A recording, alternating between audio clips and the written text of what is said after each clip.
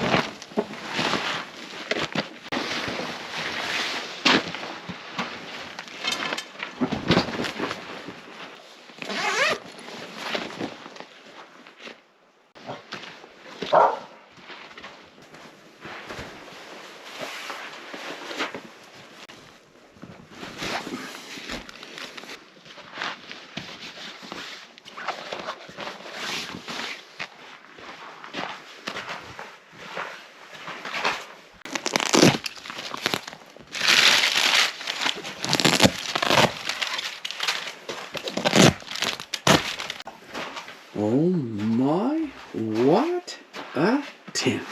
Woohoo! Well, massive.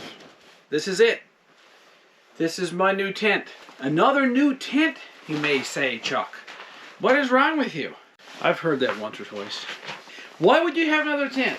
Well, for these reasons. Number one, it's so easy to put up and take down. I know it's a fishing tent, but this is my third fishing tent that I've converted into a hot tent, and I've spent more nights in these than you can imagine. And I practically have no issues with them that's negative. So this one looks very similar to the other ones.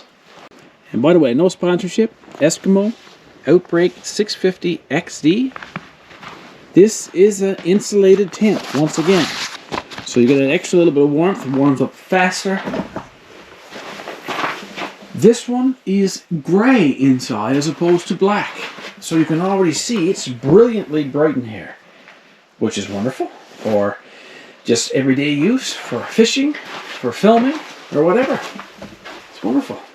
And when a tent is this easy to put up, it's like my motto in life: if it's simple, practical, and works, you will keep using it. I love Labrador canvas tents, don't get me wrong. I love them. I've spent lots of nights into them. But they do take a long time to set up. And if you want to take it down and set it up again, sometimes after 3, 4, 5, 6 times of that, you get a little tired of it. Whereas this one, you just pop it up, take it back down, and move to the next spot. Simple, practical, easy, repeat.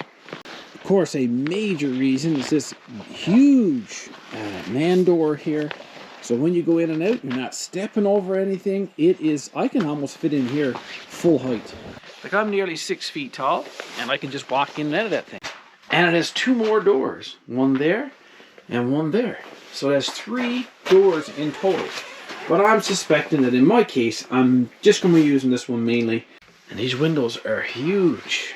And there's so much light getting in here now. And it's not even a bright day outside. Now here's the stressful part.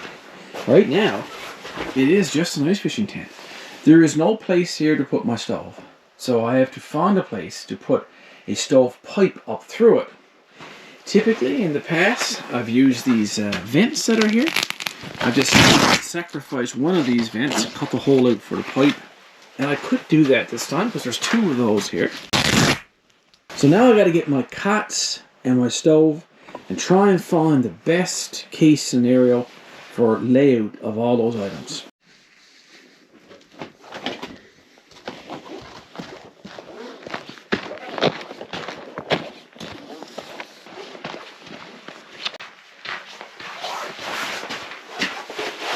The first thing I'm going to do is take out my cots.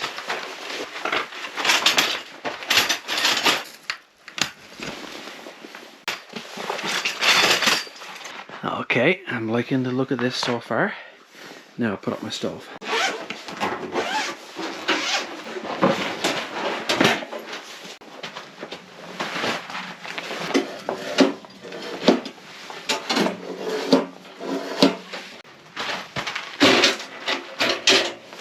These poles here to keep the tent sturdy, that is the perfect spot to tuck in your non-flammable blanket behind your stove too. So you just tuck that down like that and you're done. Another advantage.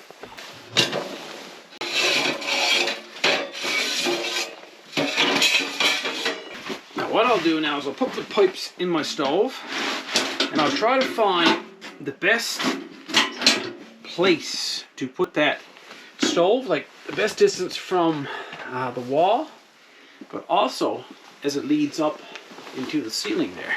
And then when I get the pipes in place, I'll figure out exactly where my stove jack is going to go. I got a cool stove jack. I can't wait to show you guys.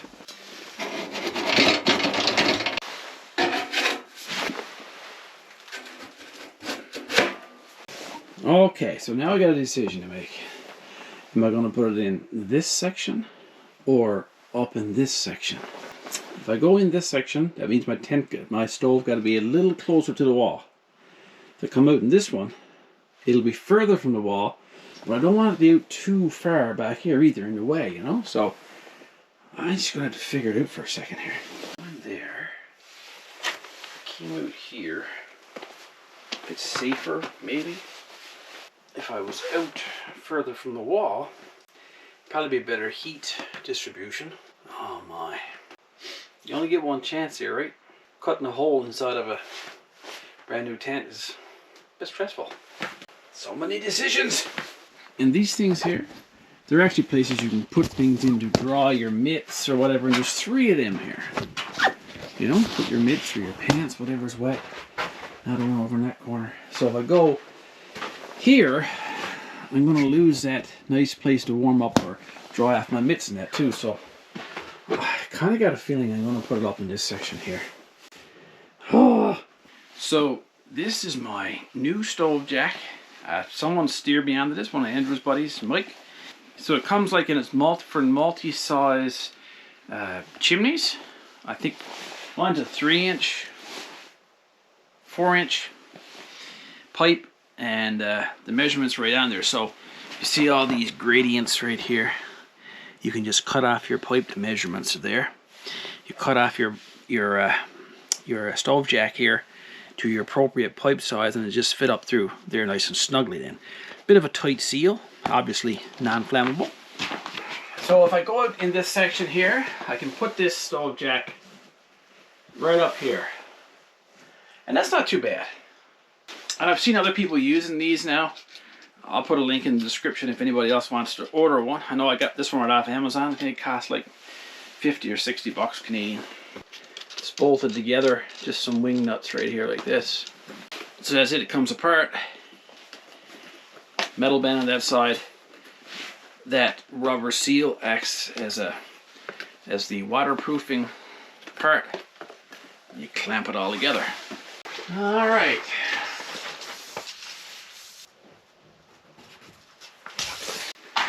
Okay, so this is one of the bands. I think I'm going to put it just like that. I'm going to make a circle here. I'm not going to cut out the full circle, but it'll give me a good reference point. Now I'm just going to guess this and kind of probably come in maybe an inch or so. That's not bad. I think I'll cut that out now.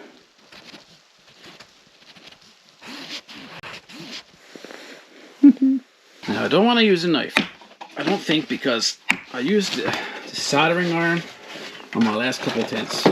Because when it, and I'll just burn the circle around, that way it kind of seals off the end and doesn't leave any frayed threads. Whew. Doesn't take that very long to warm up. Alright, here we go. No turning back now.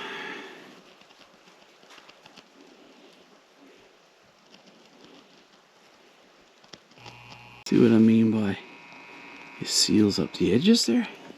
Every time I do this, I can't believe I'm cutting a hole in a new tent.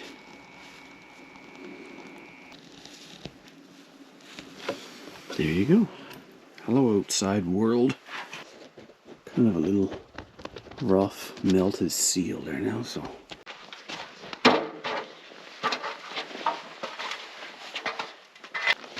Peekaboo! You must have known that was coming. You had to! Okay, likewise, I think I'll burn the holes where I need to put the wing nuts through. Okay, so my pipe kind of comes to about there. So it's not perfect by that line. It doesn't need perfect. I think I'll just cut it around there. And it's going to be on a bit of an angle, so I might have to actually cut down to the bottom of that ring. But we'll see. We'll just cut it off there first. Oh yeah. Just a bit better, given the fact it got to be on a bit of an angle like that too. I think it might just fit pretty good.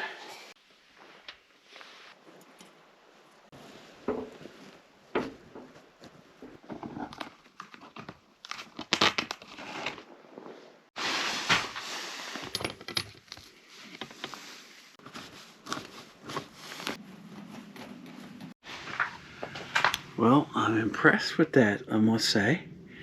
That almost looks like it's factory. Oh, look at that. That looks delicious. Let's put the pipe up through there. There we go. I'm going to have to trim a little bit more away on this side. It's actually touching right there, so that's fine. I'll actually come right back nice and tight to there now.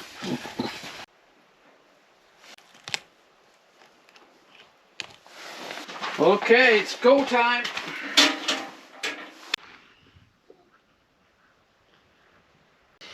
Ooh, I love that. I love it. That's looking a lot better. Still a bit tight there. I can just bring the pipe out like that. That'd be fine as well. And another option is, you know what? I've never used this, but it does have an angle elbow that can go in the pipe, and we'll kind of make it. So let's give it a try.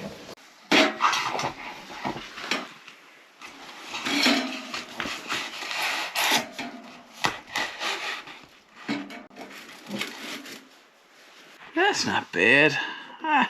Almost as broad as it is long. I'd have to cut a little bit of. Yeah, I'll probably just get rid of that anyway.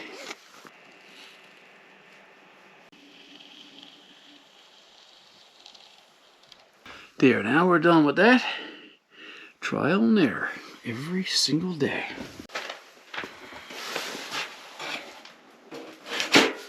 Well, that's as close as perfect as you can have it, I think.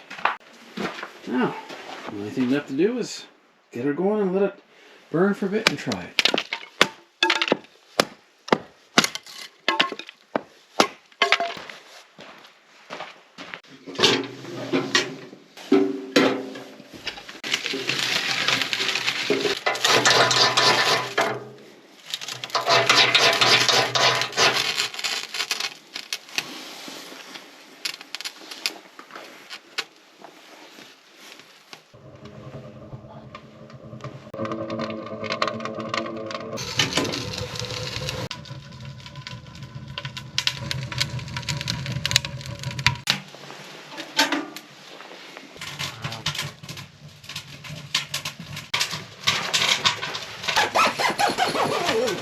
This thing is massive. It is getting really hot in here very quickly. That's the challenge now with a bigger tent. Now I need more heat to keep it warm, which means I'll have to probably burn more wood. So there's always gives and takes with this hot tenting business. Oh yeah, that looks good. That warms my heart more than the air in the tent itself. So here's the way it's going to look, guys. That's it. We got a bunk there, tent stove is there. We got lots of room here. Looking from this side, we got that beautiful door there, full size. Walk out through it, no problem. And this is what I like now. You can come in here daytime, because you're in and out 100 times a day, right? Before I was kind of stepping over a cot. Now, that cot's there, this one's over out of the way. I can still got room for a bag or something there. Same thing on this side. I got lots of room in here. I can lay a bag or something down. Maybe your old boots or whatever. The sleeping bag is a safe distance from the stove. This tent stove itself is nice range around there and is more centralized, but there's still lots of room between here and the door. So I'm pretty pleased that I put that stove jack right there. I think it's going to work out good. I think I'll try different ways, you know, I'll use that angle, use straight next time. Just look at it. It is so good. I think I'll get a thermometer put in here just to show you guys how hot it's getting. On second thought, I'm not going to do that.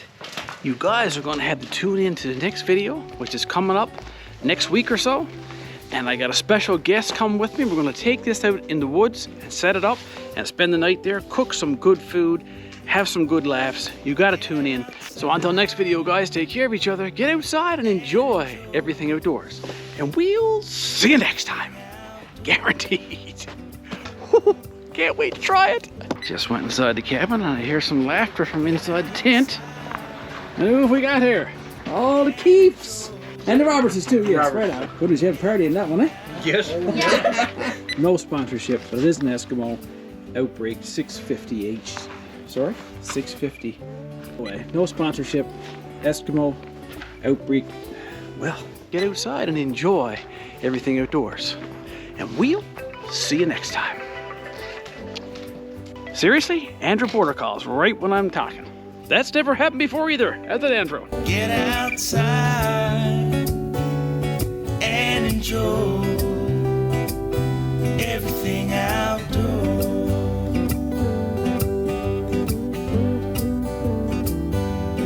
Get outside.